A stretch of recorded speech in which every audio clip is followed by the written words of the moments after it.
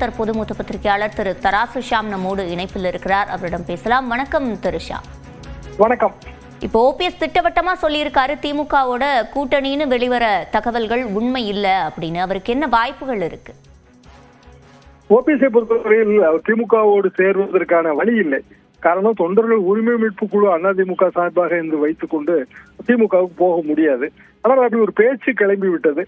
திமுகவின் பேச்சை கேட்டுக்கொண்டுதான் OPS NDA கூட்டணியில் இருந்து விலகினார் என்கிற மாதிரியான பேச்சு கிளம்பி விட்டது பொது வெளியிலே. அதை மறுப்பதற்காகத்தான் அந்த அறிக்கை வெளியிட்டிருக்கிறார். அதுபோக கடைசியிலே அவர் வழக்கமான தேர்தல் நேரத்திலே யார் வேண்டுமானாலும் எந்த கூட்டணி முடிவு வேண்டுமானாலும் எடுக்கலாம், இந்த மாதிரியான விஷயங்களையும் போட்டு வைத்திருக்கிறார். இன்றைக்கு உங்களது நியூஸ் 18 நிருபர் திரு சிவமணி அவர்கள் திருநெல்வேலியிலிருந்து நயினார் நாகேந்திரன் வீட்டு இல்ல விருந்து பற்றி கூறிய செய்தியை பார்த்தேன்.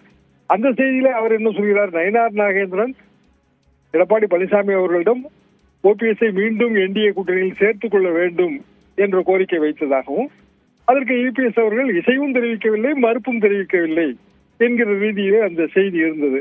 அதற்கு ஒரு வாய்ப்பு இருக்கிறது. காரணம், இன்றைய தேதிக்கு ஒரு 1000 ஓட்டு என்பதெல்லாம் மிகவும் முக்கியம். 1000 2000 ஓட்டு ஓபிஎஸ் அணி பல்வேறு இடங்களிலே வேட்பாளர்களை நிறுத்தி பிரித்தாலும் அது அதிமுக பாரதிய ஜனதா கூட்டணிக்கு அது பாதகம் தான் விளைவிக்கும். அதுபோக இந்த கூட்டணி உறவுகள் எல்லாமே ஒரு பாம்புக்கும் பாம்பாட்டிக்கும் இடையிலே இருக்கிற உறவு மாதிரி தான். அது பாம்பு பெரியதா பாம்பாட்டி பெரியதா என்றெல்லாம் தேர்தலுக்கு பிறகுதான் நம்மால் உண்மையிலேயே தெரிந்து கொள்ள முடியும். எனவே ஓபிஎஸ்ஐ பொறுத்தவரையில் திமுக கூட்டணியில் இல்லை. அதே நேரத்திலே அவர் தனியாக எல்லா தொகுதிகளிலும் வேட்பாளர்களை நிறுத்தியும் அதனால் பெரிய பயன் அவருக்கு கிடைக்க போவதில்லை. விஜய் கூட்டணி என்று முடிவெடுத்தால் விஜய் அந்த ஃப்ரெஷ்னஸ் தான் அவரது அப்பீலே. அவர் அரசியலுக்கு புதியவர், ஃப்ரெஷ். திமுக அதிமுக 2 கட்சியும் வேண்டாம், இதுதான் அவரது ஒரே அந்த யூஎஸ்பி. அவருக்கு அதுதான் பொலிட்டிக்கல் யூஎஸ்பி.